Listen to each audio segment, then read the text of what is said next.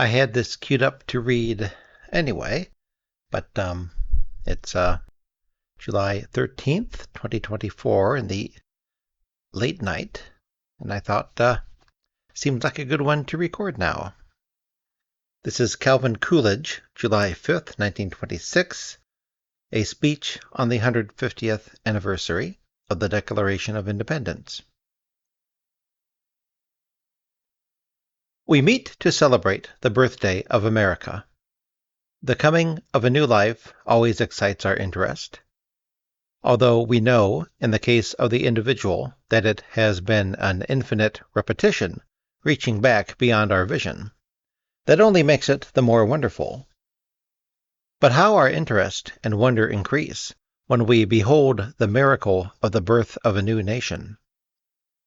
It is to pay our tribute of reverence and respect to those who participated in such a mighty event that we annually observe the 4th day of July. Whatever may have been the impression created by the news which went out from this city on that summer day in 1776, there can be no doubt as to the estimate which is now placed upon it. At the end of 150 years, the four corners of the earth unite in coming to Philadelphia as to a holy shrine in grateful acknowledgment of a service so great, which a few inspired men here rendered to humanity, that it is still the preeminent support of free government throughout the world. Although a century and a half, measured in comparison with the length of human experience, is but a short time, yet measured in the life of governments and nations, it ranks as a very respectable period. Certainly enough time has elapsed to demonstrate with a great deal of thoroughness the value of our institutions and their dependability as rules for the regulation of human conduct and the advancement of civilization. They have been in existence long enough to become very well seasoned. They have met, and met successfully, the test of experience. It is not so much, then, for the purpose of undertaking to proclaim new theories and principles that this annual celebration is maintained, but rather to reaffirm and reestablish those old theories and principles which time and the unerring logic of events have demonstrated to be sound.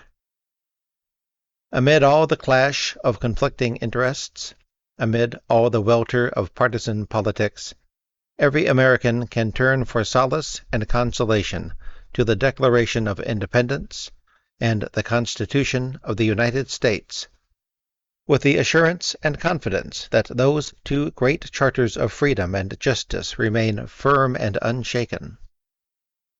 Whatever perils appear, whatever dangers threaten, the nation remains secure in the knowledge that the ultimate application of the law of the land will provide an adequate defense and protection. It is little wonder that people at home and abroad consider Independence Hall as hallowed ground, and revere the Liberty Bell as a sacred relic. That pile of bricks and mortar, that mass of metal, might appear to the uninstructed as only the outgrown meeting place and the shattered bell of a former time, useless now because of more modern conveniences.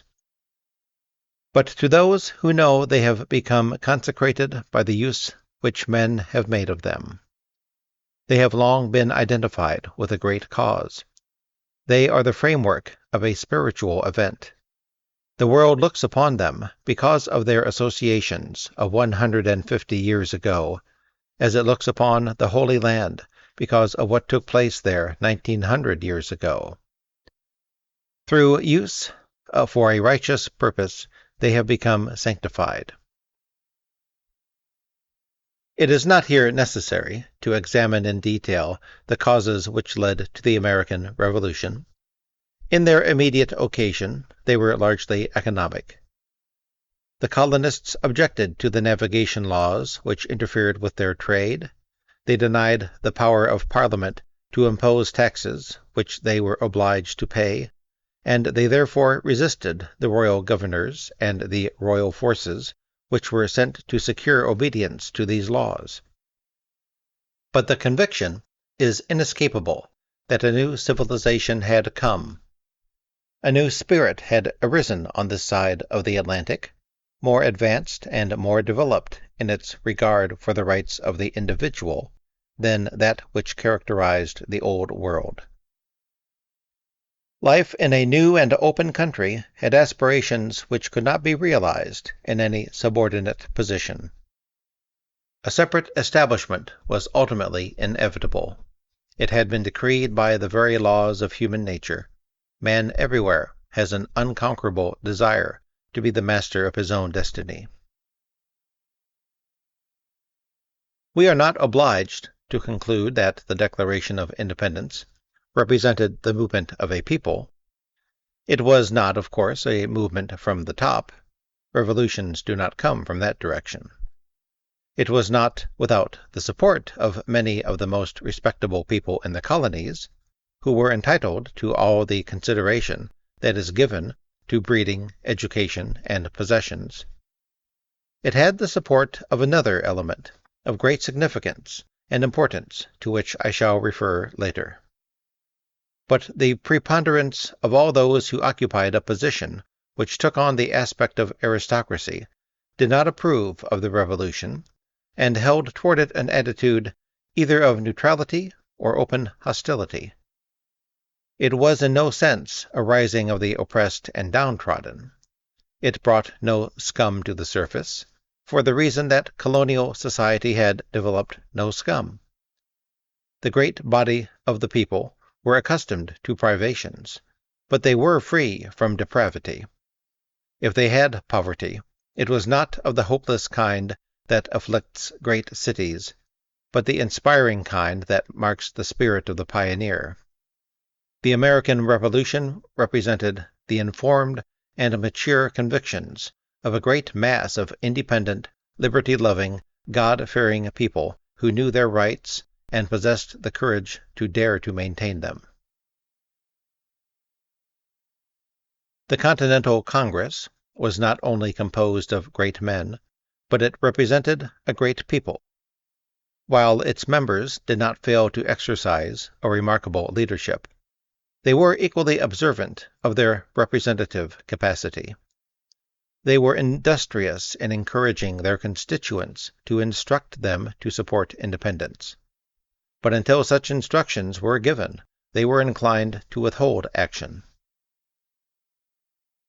While North Carolina has the honor of first authorizing its delegates to concur with other colonies in declaring independence, it was quickly followed by South Carolina and Georgia, which also gave general instructions broad enough to include such action. But the first instructions, which unconditionally directed its delegates to declare for independence, came from the great Commonwealth of Virginia. These were immediately followed by Rhode Island and Massachusetts, while the other colonies, with the exception of New York, soon adopted a like course. The obedience of the delegates to the wishes of their constituents, which in some cases caused them to modify their previous positions, is a matter of great significance. It reveals an orderly process of government in the first place. But more than that, it demonstrates that the Declaration of Independence was the result of the seasoned and deliberate thought of the dominant portion of the people of the colonies. Adopted after long discussion, and as the result of the duly authorized expression of the preponderance of public opinion, it did not partake of dark intrigue or hidden conspiracy. It was well advised. It had about it nothing of the lawless and disordered nature of a riotous insurrection. It was maintained on a plane which rises above the ordinary conception of rebellion. It was in no sense a radical movement, but took on the dignity of a resistance to illegal usurpations. It was conservative, and represented the action of the colonists to maintain their constitutional rights which from time immemorial had been guaranteed to them under the law of the land. When we come to examine the action of the Continental Congress in adopting the Declaration of Independence, in the light of what was set out in that great document, and in the light of succeeding events, we cannot escape the conclusion that it had a much broader and deeper significance than a mere secession of territory and the establishment of a new nation. Events of that nature have been taking place since the dawn of history. One empire after another has arisen, only to crumble away as its constituent parts separated from each other and set up independent governments of their own. Such actions long ago became commonplace. They have occurred too often to hold the attention of the world and command the admiration and reverence of humanity. There is something beyond the establishment of a new nation, great as that event would be, in the Declaration of Independence, which has ever since caused it to be regarded as one of the great charters that not only was to liberate America, but was everywhere to ennoble humanity. It was not because it was proposed to establish a new nation, but because it was proposed to establish a nation on new principles, that July 4th, 1776, has come to be regarded as one of the greatest days in history. Great ideas do not burst upon the world unannounced. They are reached by a gradual development over a length of time, usually proportionate to their importance. This is especially true of the principles laid down in the Declaration of Independence. 3 very definite propositions were set out in its preamble regarding the nature of mankind and therefore of government. These were the doctrine that all men are created equal, that they are endowed with certain inalienable rights, and that therefore the source of the just powers of government must be derived from the consent of the governed.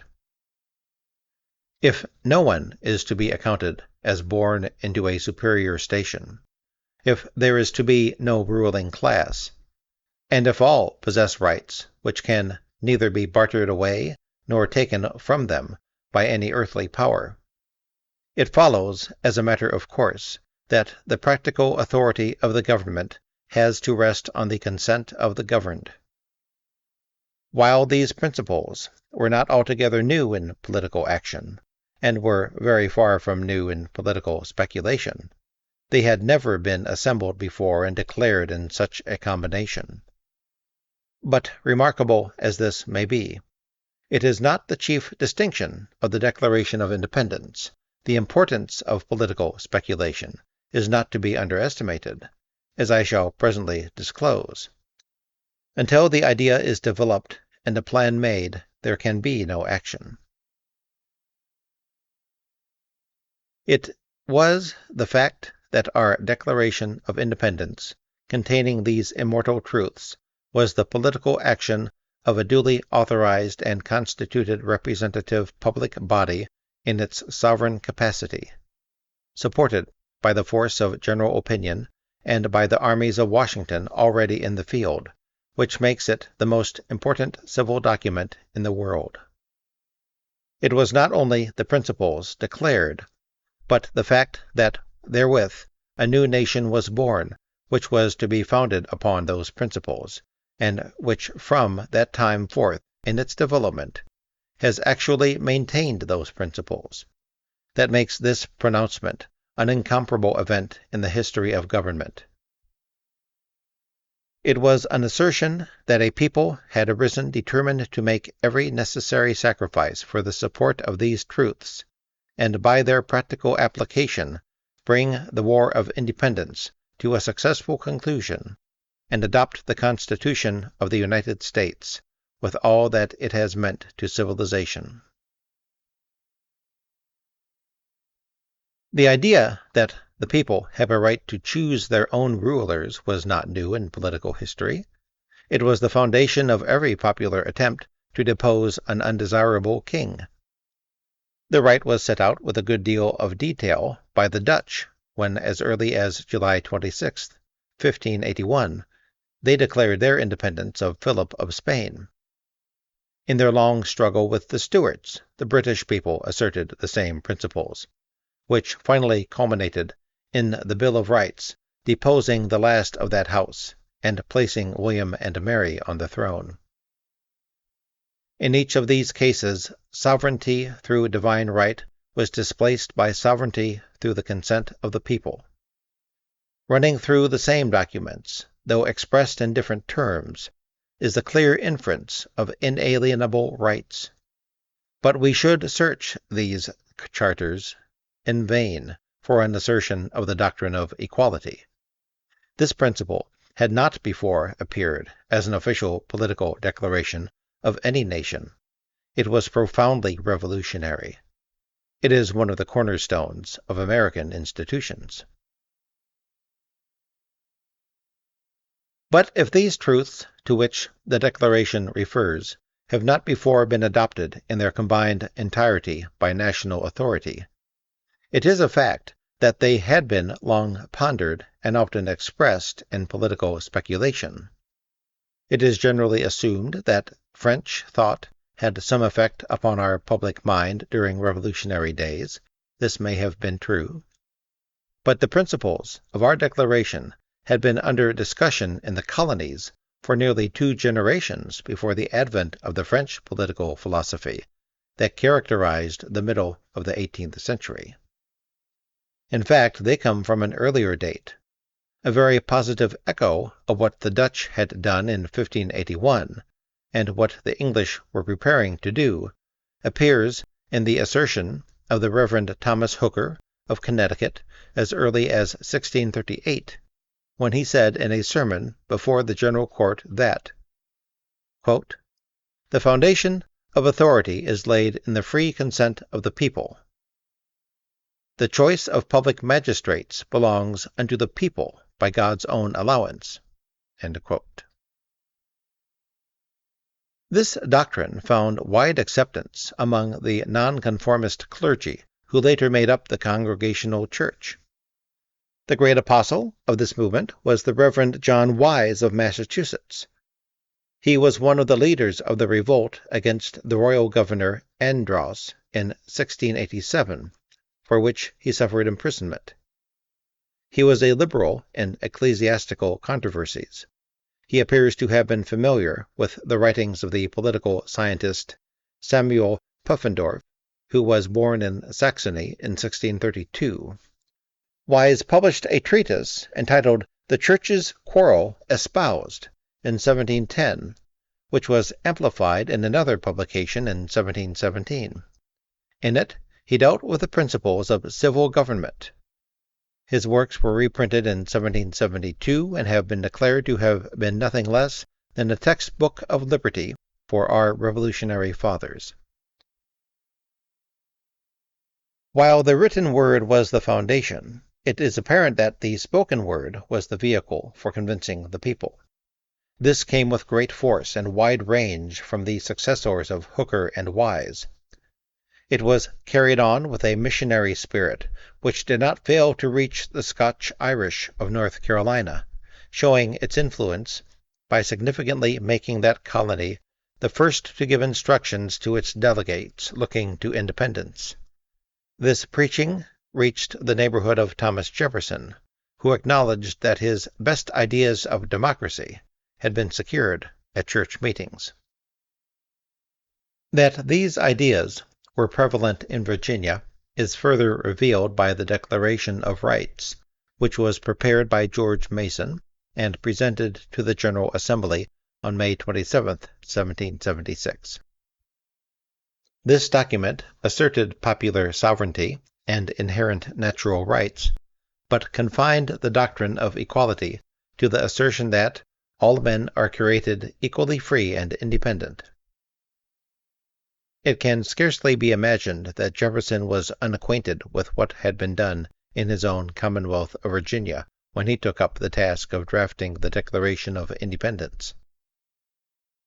But these thoughts can very largely be traced back to what John Wise was writing in 1710.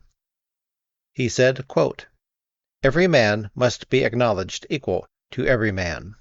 End quote. Again, quote, "The end of all good government is to cultivate humanity and promote the happiness of all, and the good of every man in all his rights, his life, liberty, estate, honor, and so forth." End quote. And again, quote, "For as they have a power every man in his natural state, so upon combination they can and do bequeath this power to others, and settle it according as their united discretion shall determine." End quote. And still again, quote, "Democracy is Christ's government in church and state." End quote. Here was the doctrine of equality, popular sovereignty, and the substance of the theory of inalienable rights clearly asserted by Wise at the opening of the 18th century, just as we have the principle of the consent of the governed stated by Hooker as early as 1638. When we take all these circumstances into consideration, it is but natural that the first paragraph of the Declaration of Independence should open with a reference to nature's God, and should close, in the final paragraphs, with an appeal to the Supreme Judge of the world and an assertion of a firm reliance on divine providence. Coming from these sources, having as it did this background, it is no wonder that Samuel Adams could say, "The people seem to recognize this resolution as though it were a decree promulgated from heaven." No one can examine this record and escape the conclusion that, in the great outline of its principles, the Declaration was the result of the religious teachings of the preceding period. The profound philosophy which Jonathan Edwards applied to theology, the popular preaching of George Whitefield, had aroused the thought and stirred the people of the colonies in preparation for this great event. No doubt, the speculations which had been going on in England, and especially on the Continent, lent their influence to the general sentiment of the times. Of course, the world is always influenced by all the experience and all the thought of the past. But when we come to a contemplation of the immediate conception of the principles of human relationship which went into the Declaration of Independence, we are not required to extend our search beyond our own shores. They are found in the texts, the sermons, and the writings of the early colonial clergy who were earnestly undertaking to instruct their congregations in the great mystery of how to live. They preached equality because they believed in the fatherhood of God and the brotherhood of man. They justified freedom by the text that we are all created in the divine image, all partakers in the divine spirit. Placing every man on a plane where he acknowledged no superiors, where no one possessed any right to rule over him, he must inevitably choose his own rulers through a system of self-government. This was their theory of democracy. In those days such doctrines would scarcely have been permitted to flourish and spread in any other country. This was the purpose which the fathers cherished, in order that they might have freedom to express those thoughts and opportunities to put them into action. Whole congregations, with their pastors, had migrated to the colonies. These great truths were in the air that our people breathed. Whatever else we may say of it, the Declaration of Independence was profoundly American. If this apprehension of the facts be correct, and the documentary evidence would appear to verify it, then certain conclusions are bound to follow. A spring will cease to flow if its source be dried up.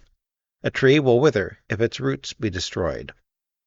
In its main features, the Declaration of Independence is a great spiritual document. It is a declaration not of material but of spiritual conceptions. Equality, liberty, popular sovereignty, the rights of man. These are not elements which we can see and touch. They are ideals. They have their source and their roots in their religious convictions.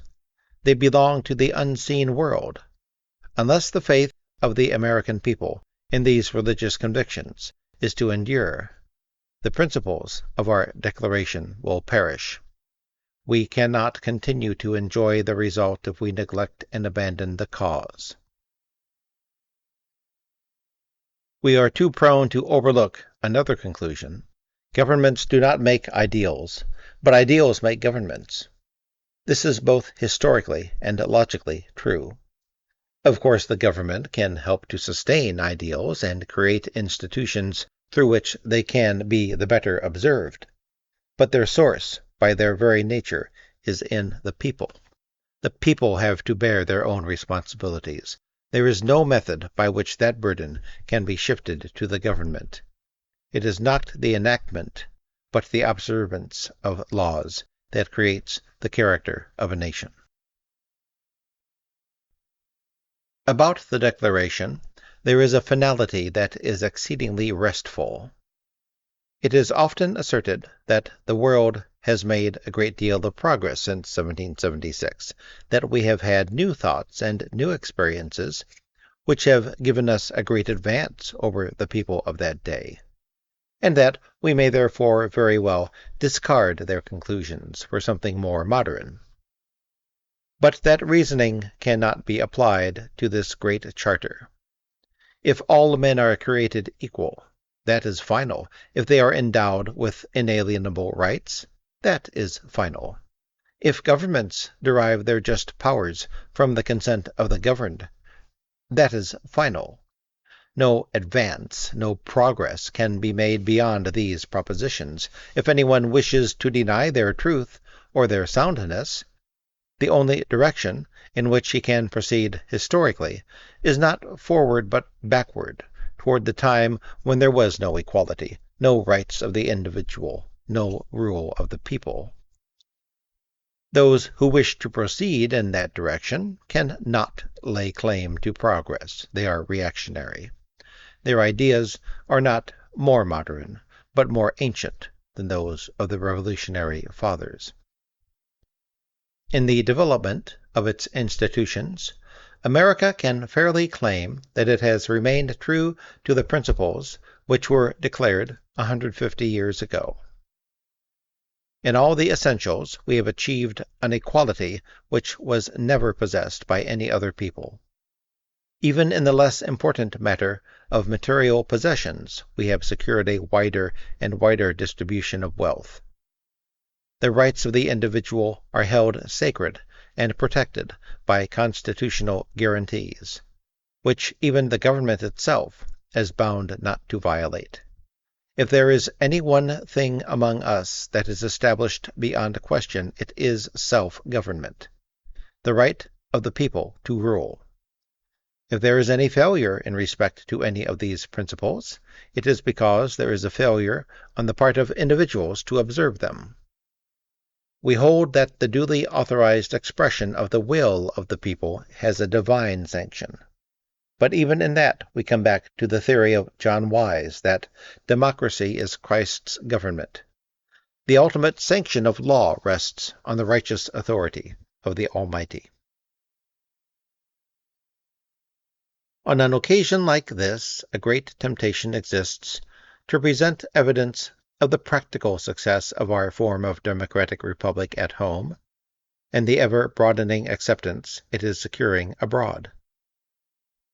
Although these things are well known, their frequent consideration is an encouragement and an inspiration. But it is not results and effects, so much as sources and causes, that I believe it is even more necessary constantly to contemplate. Ours is a government of the people. It represents their will. Its officers may sometimes go astray, but that is not a reason for criticizing the principles of our institutions. The real heart of the American government depends upon the heart of the people. It is from that source that we must look for all genuine reform. It is to that cause that we must ascribe all our results. It was in the contemplation of these truths that the Fathers made their declaration and adopted their Constitution. It was to establish a free government, which must not be permitted to degenerate into the unrestrained authority of a mere majority, or the unbridled weight of a mere influential few.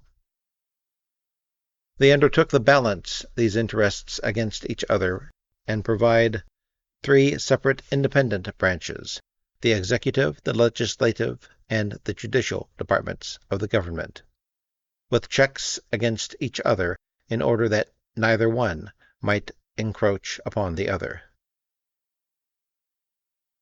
These are our guarantees of liberty. As a result of these methods, enterprise has been duly protected from confiscation, the people have been free from oppression, and there has been an ever-broadening and deepening of the humanities of life. Under a system of popular government, there will always be those who will seek for political preferment by clamoring for reform. While there is very little of this which is not sincere, there is a large portion that is not well informed. In my opinion, very little of just criticism can attach to the theories and principles of our institutions. There is far more danger of harm than there is hope of good in any radical changes.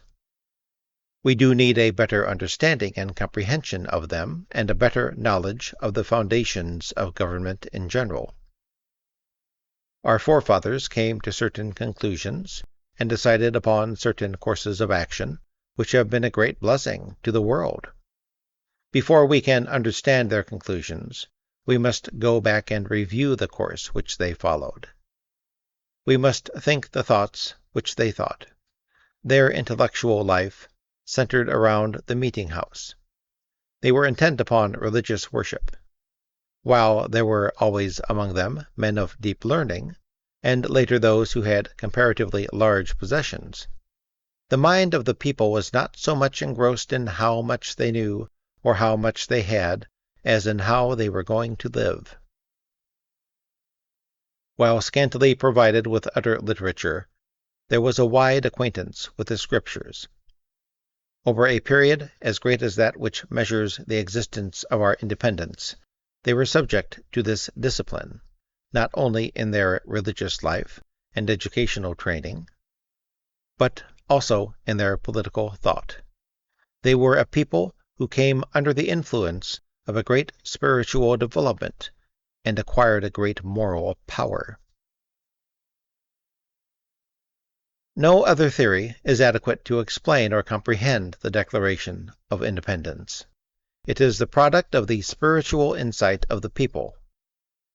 We live in an age of science and of abounding accumulation of material things. These did not create our Declaration. Our Declaration created them. The things of the Spirit came first. Unless we cling to that, all our material prosperity, overwhelming though it may appear, will turn to a barren scepter in our grasp.